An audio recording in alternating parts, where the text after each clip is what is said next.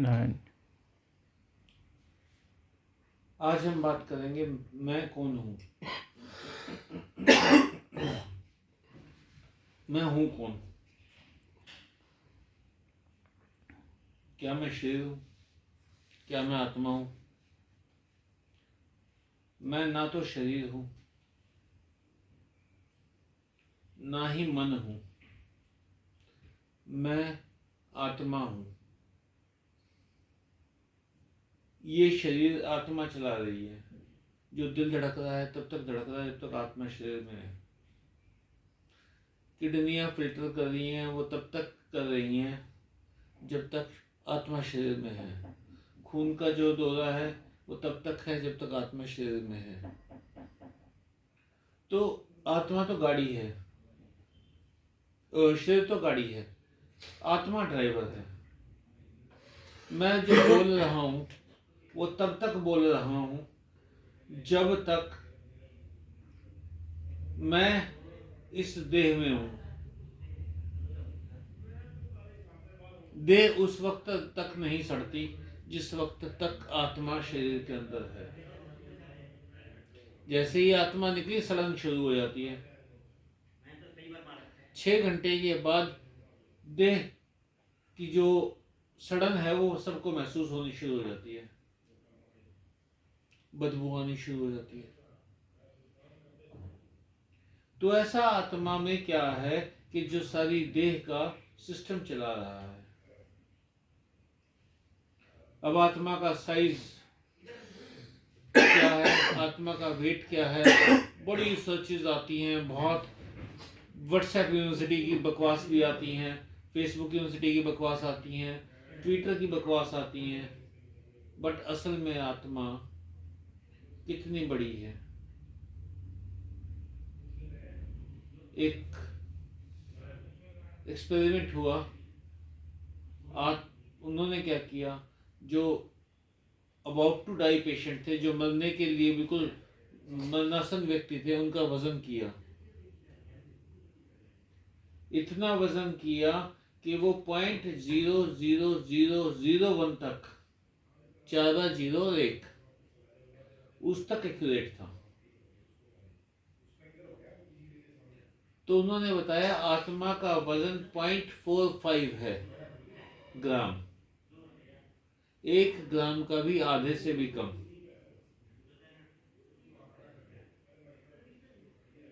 अब उन्होंने बहुत सारे पेशेंट्स के ऊपर, ये जो अबाउट टू डाई पेशेंट्स थे, जो मरणासन व्यक्ति थे, उनकी जांच की तो 0.45 उसका वजन सबका कॉन्स्टेंटली वजन पाया। तो उन्होंने कहा जो आत्मा निकलती है तो वो सिर्फ आधा ग्राम की है।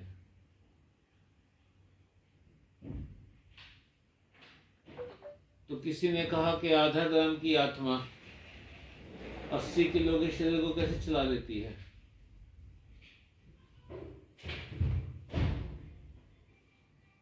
वो 50 पहियों वाले जो ट्रक हैं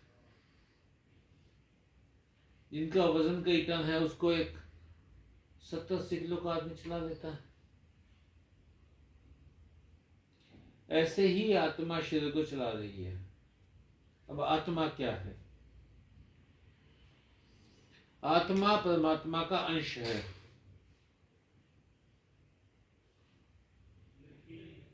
हम लोग किसको संभाल सकते हैं? हम लोग देह को नहीं संभाल सकते नारायण जी। हम लोग देह को नहीं संभाल सकते, हम लोग आत्मा को संभाल सकते हैं। कितनी ही संभाल कर लो, अगर आत्मा ने देह ने बीमार पड़ना है तो बीमार पड़ेगी।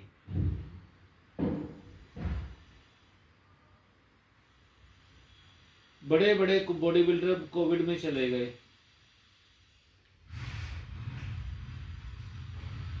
अच्छे भले स्वस्थ आदमी को अचानक ही हार्ट अटैक आ जाता है, अचानक ही स्टंट डल जाते हैं, अचानक ही जान चली जाती है।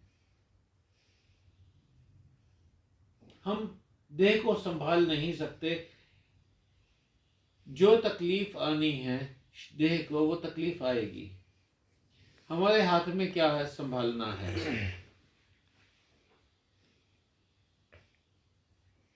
हमारे हाथ में संभालना है आत्मा को।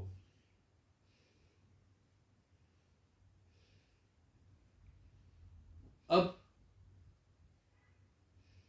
आत्मा के लिए भगवान कृष्ण ने कहा है कि न जल सकती है, न कट सकती है, न सूख सकती है, न बुझ सकती है।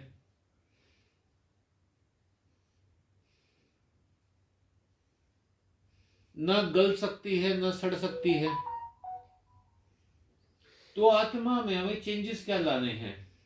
जब किसी भी तरीके से ये साफ नहीं हो सकती, इसको साफ करना है आत्मा को, तो ये साफ कैसे होगी? 5 काम करने हैं आपने।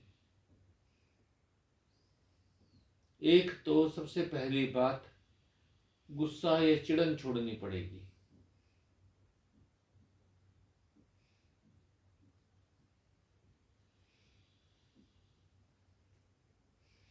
एक पुस्तक में मैंने पढ़ा था, वो कहते हैं जितनी बार आप गुस्सा करते हैं तो देह के साथ आत्मा का विच्छेदन हो जाता है, टूटनी शुरू हो जाती है आत्मा। आपने देखा होगा बहुत ज्यादा जो गुस्सैल आदमी होता है वो ज्यादा नहीं जीता। बहुत ज्यादा चिंता में रहने वाला व्यक्ति ज्यादा नहीं जीता। ठीक है। बट आत्मा जिन धागों से शरीर से बंधी हुई है,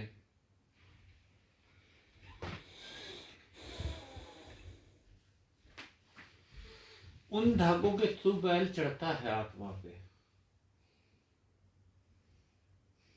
अब जो कहते हैं भूत होते हैं, प्रेत होते हैं, पिशाच होते हैं, जिन्न होते हैं, वो आत्माएं ही तो हैं। वो कलुषित हो गई हैं, काली हो गई हैं, शुद्ध नहीं रही। शुद्ध होती तो बिक जाती भगवान के दरबार में, भगवान उनको स्वीकार कर लेते।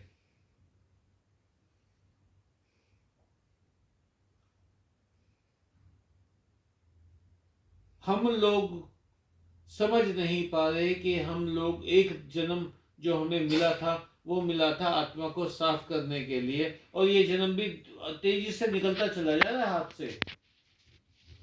हर बीतते क्षण के साथ ये शरीर से निकलता चला जा रहा है समय आपके हाथ से। ये जन्म चला जाएगा। मानव जीवन क्यों मिला हमें? कुछ घटनाओं को छोड़ के जहाँ पे पशु पक्षी पूजा करते दिखाई दिए या जप करते दिखाई दिए, हम नहीं जानते कि कोई पशु पक्षी इस तरीके से, जिस तरीके से एक आदमी कर सकता है, एक इंसान कर सकता है, एक मानव कर सकता है, वैसे वो अपने आत्मा को पवित्र कर पाएंगे।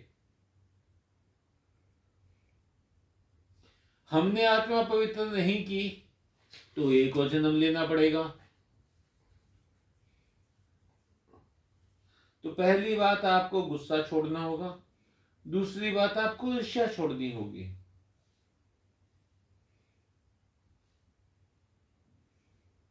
हाय उसके पास इतना कैसे हो गया, वो तो ऐसा कुछ था भी नहीं, वो तो जीरो था, वो तो उसको तो ज्यादा, उसके पास इतना है मेरे पास नहीं है।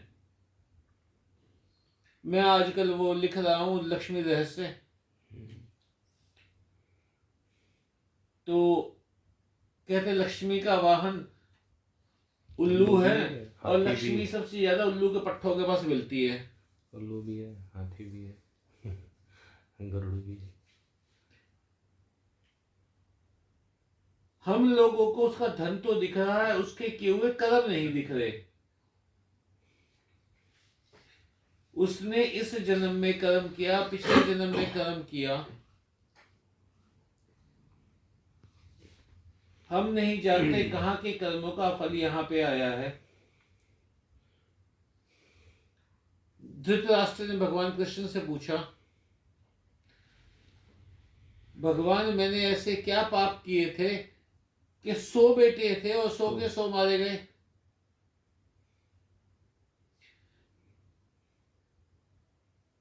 हमारे परिवार में एक बेटे की मौत हो गई, तो उनके बुजुर्ग बाप कहने लगे दुनिया में सबसे भारी बोझ है बाप के कंधे पे बेटे की लाश। बिल्कुल है, बिल्कुल है। उनका एक बेटा और था, बट वो इतना उनको धक्का लगा कि वो उसके बाद कभी उभरे नहीं। उनका तो एक बेटा मरा था, उनके तो 100। जिसके 100 बेटे मरे उसको कितना दुख होगा, ये हिसाब लगा के देखो। तो उन्होंने कहा, कहते अब मैंने ऐसा कौन सा पाप किया था जो मेरे 100 बेटे मारे गए। तो उन्होंने कहा तुम 100 जन्म पीछे जाके देखो। तो वो एक शिकारी थे और एक पक्षी के 100 बच्चे थे, उसने 100 के 100 बच्चे मार डाले थे। तो कहते कि 100 जन्मों का इंतजार कैसे किया, पुण्य भी तो कमाए। कहते 100 जन्मों में तूने इतने पुण्य कमाए कि 100 पुत्र हो सके। 100 पुत्र भी तो होने चाहिए ना।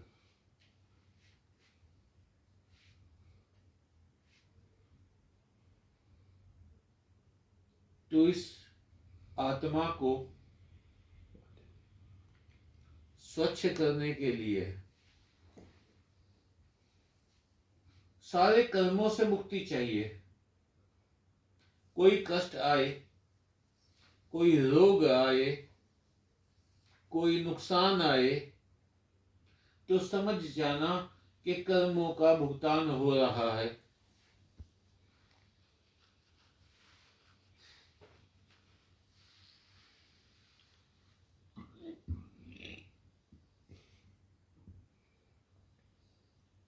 अब एक बात, गुस्सा नहीं करना, ईर्ष्या नहीं करना, इसके अलावा क्या चीज है जो मानव को नहीं करनी चाहिए? लोभ नहीं करना चाहिए। देखिए, एक लोभ तो हमें भी है कि अगला जन्म ना लेना पड़े। कामना भी है जी, ऐसे तो कामना भी है पर ये सत्य कामना है। ये सत्य कामना, ये सत्य कामना है, ये हमें भगवान से जोड़ रही है, भगवान से तोड़ नहीं रही।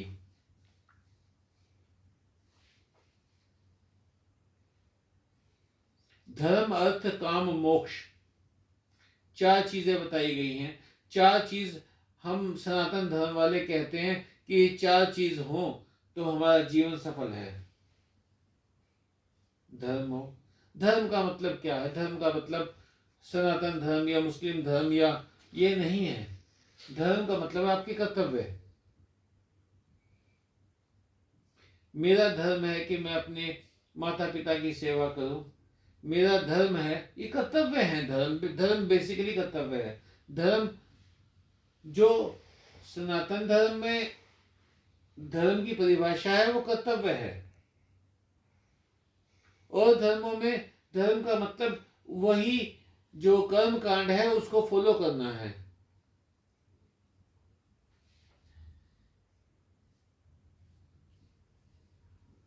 धर्म अर्थ मतलब धन।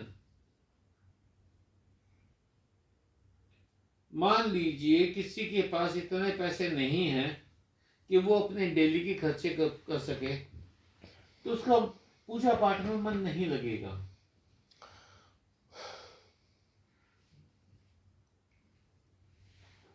अर्थ बहुत आवश्यक है।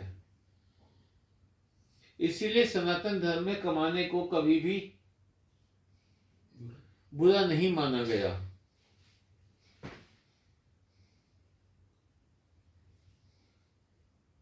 धन से नफरत करने का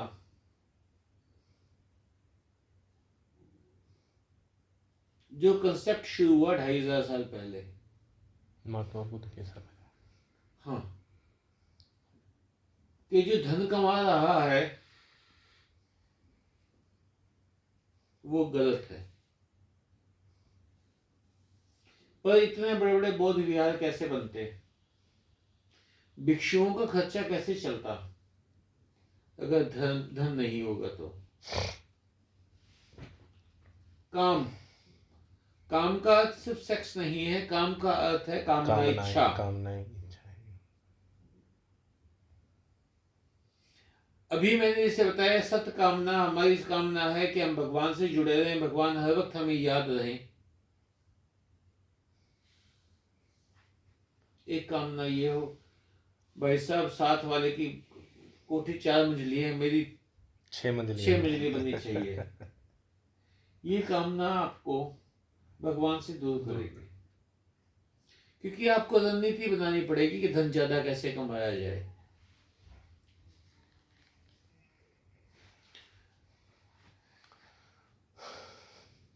कामना 2 तरह की है। अब कामना में आपकी कामना क्या है, किस लेवल की कामना है आपकी, वो आपको समझना पड़ेगा। फिर आ गया मोक्ष। लिख तो दिया, धर्म भी आसानी से हो जाएगा, थोड़ी सी मुश्किल आएगी, अर्थ और ज्यादा मुश्किल से कमाया जाएगा। कामना कंट्रोल करना बहुत मुश्किल है, बहुत ही ज्यादा मुश्किल है। और मोक्ष, मोक्ष तो सबसे ज्यादा मुश्किल है। गुरु महाराज कहते थे कि मोक्ष सबसे आसान है। आपने करना क्या है, राम राम राम जपे जाओ, नारायण नारायण जपे जाओ। जब ये महसूस हो जाएगा कि मैंने इतनी बार राम का नाम लिया, मुझे राम दिखाई देने लगे, मैंने इतनी बार नारायण का नाम लिया कि नारायण दिखाई देने लगे। कल MRI करवाते हुए तो उन्होंने मेरे हाथ में एक स्विच दे दिया, कहते आपको घबराहट हो, आपको गर्मी लगे, आपका दम घुटे मशीन के अंदर, तो इसको बटन को दबा देना। वो जो मशीन के अंदर लेके गए तो कानों के ऊपर उन्होंने पैड लगा दिए। आवाज बहुत भयानक होती है, अंदर पी घूं ढी पता नहीं कैसी 1000 किस्म की तो आवाजें। अब वो जब वेव्स उन्होंने छोड़ी तो बीच वाले हिस्से के ऊपर जहां उन्होंने रीढ़ की हड्डी का जिसका MRI करना था, तो उस हिस्से में गर्मी महसूस होने लगी, काफी गर्मी महसूस होने लगी। मुझे लगा कि एक बार मैं स्विच दबा दूं, तो मैंने कहा कि वो फिर दोबारा से फिर करवाना पड़ेगा, 15-20 मिनट की बात है, सहन कर लेते हैं। मैंने आंखें बंद की और नारायण जपना शुरू कर दिया। एकदम सारा ब्लैक हो गया, आंखें खुली तो मैं इतने पानी में खड़ा था, नाभि से थोड़ा ऊपर तक पानी था। सामने शेष शैया के ऊपर भगवान विष्णु बैठे हुए थे, माँ लक्ष्मी पाँव नहीं दबा रही थी, बगल में बैठी हुई थी। समुद्र का पानी लहरें मार रहा था, शीशनाग की कुंडली के साथ टकरा रहा था। मैं वहां हाथ जोड़ के खड़ा रहा, 5 मिनट, 10 मिनट, 15 मिनट। उसके बाद अचानक ही वो स्लाइडर बाहर आया सड़क के, मैं मशीन से बाहर आ गया। जब की इंटेंसिटी ऐसी होनी चाहिए,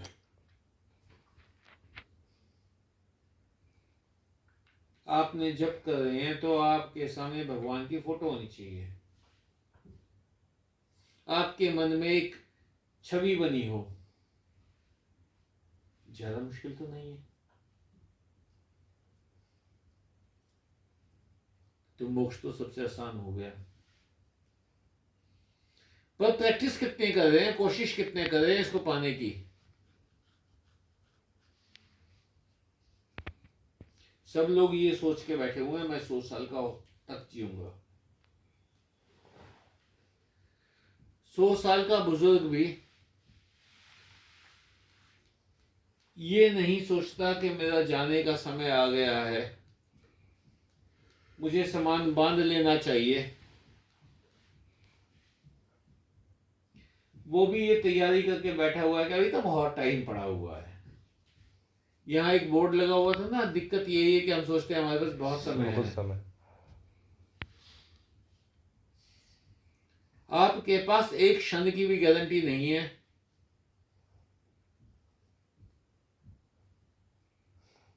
फिर कब करोगे? आ जाना वापस। अब मुझे नहीं पता कि मानव शरीर मिलेगा कि नहीं मिलेगा।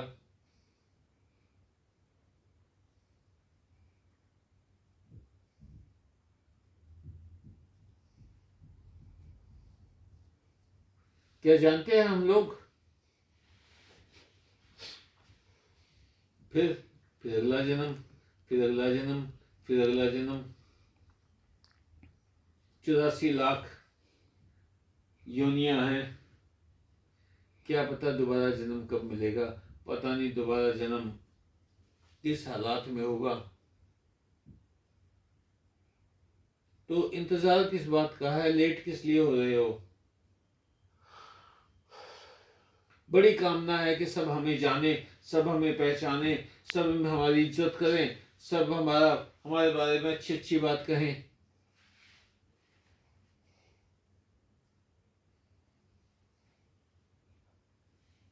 यहाँ जींद में एक पुरानी हवेली बनी हुई है, इस पे टाउन हॉल पे, जिसमें डॉक्टर बिंदिश थे, हाँ जी। उसके ऊपर नाम लिखे हुए हैं, जो अब जाके पढ़ना कभी। नाम लिखे हुए हैं, गरग गरग है, पता नहीं, देखे मैंने। जो भी नाम लिखे हुए हैं, अब उनकी शक्ल किसी को याद है? देखे ही नहीं जी किसी ने। अच्छा मान लो देखे भी हो तो किसी ने जालिए, देखने वाले जालिए, और जो देख रहे थे वो जालिए जी। सेठों वाली धर्मशाला पता है किस सेठ ने बनवाई थी?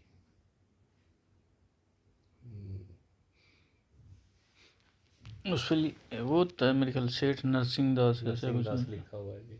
कौन था नरसिंह दास? उसके बच्चे कहाँ हैं? मैं जानते नहीं कौन थे, कहाँ हैं कहाँ नहीं। हम लोग सोच रहे हैं कि हमारा तो नाम अमर हो जाएगा। है गई सब्जी।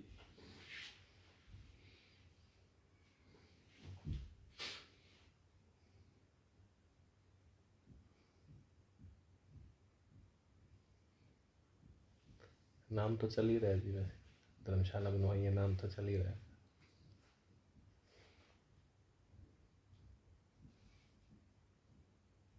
वो वापस आएंगे, अगला जन्म लेते हैं। मान लीजिए उन्होंने धर्मशाला बनवाई है, उनको मानव जन्म ही मिल जाता है फिर से। नहीं पता, उनको उनको याद पता ही नहीं रहेगा। है, उनको थोड़ी पता है वही क्या था, उनको पता ही नहीं है जी। सब इरेज करके भेजेंगे मेमोरी बिल्कुल साफ। फिर अब मोबाइल तुमने बेच लिया, मोबाइल देंगे तो पहले सब डिलीट मार के डाटा सब डिलीट साफ करके रिफ्रेश फैक्ट्री रीसेट करके ले भाई। तो फिर क्या करेंगे? और नाम कहाँ गया? उनके बच्चों ने, एक पीढ़ी ने, दो पीढ़ी ने तो कर ली कि हमारी बनाई धर्मशाला है। 10 पीढ़ी के बाद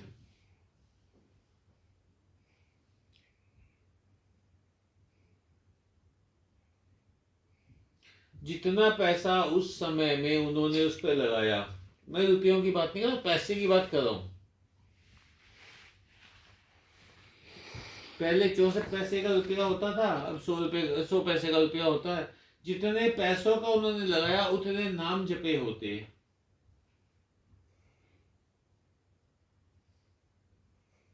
यहाँ छोड़ने की बजाय वहां खड़ा कर घर लिया बनता। होता। एक वो कहानी थी ना, आपने बताई थी, राम नाम जपा एक ईंट लग गई, एक और राम, एक और ईंट लग गई, एक और राम, एक और ईंट लग गई, अब राम राम राम। बीच में ऐसे लेंटर भी डलवाने हैं, उसमें लेंटर बहुत भी। सारे नाम जपने पड़ेंगे लगातार।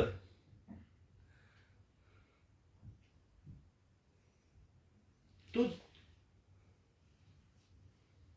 मैं आत्मा हूं, मैं देह नहीं हूं, मैं परवाह कर रहा हूं देह की, मैं आत्मा की अपनी खुद की परवाह नहीं कर रहा।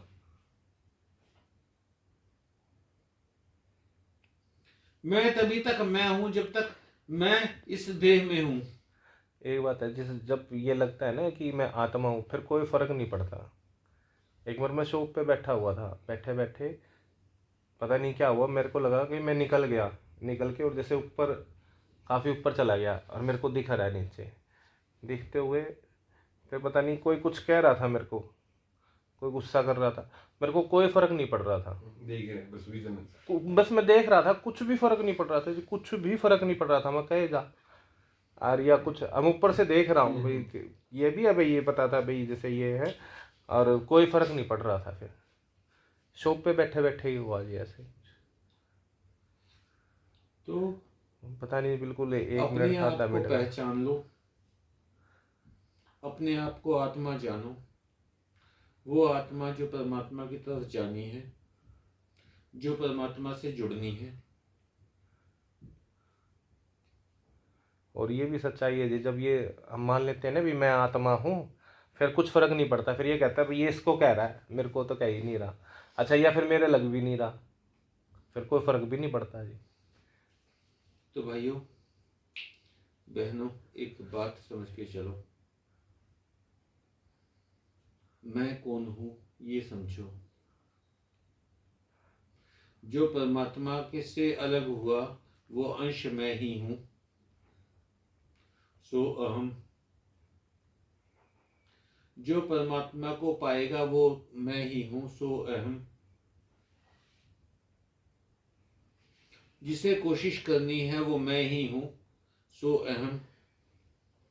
इस देह को सजाने का, सिंगारने का, इस संभालने का ज्यादा सा मतलब नहीं है। ज्यादा मतलब आपका आत्मा से है।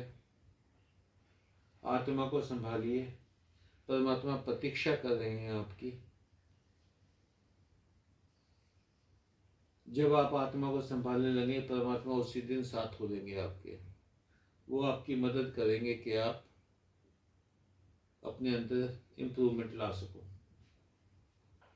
आज का सेशन यही खत्म। नारायण। नारायण।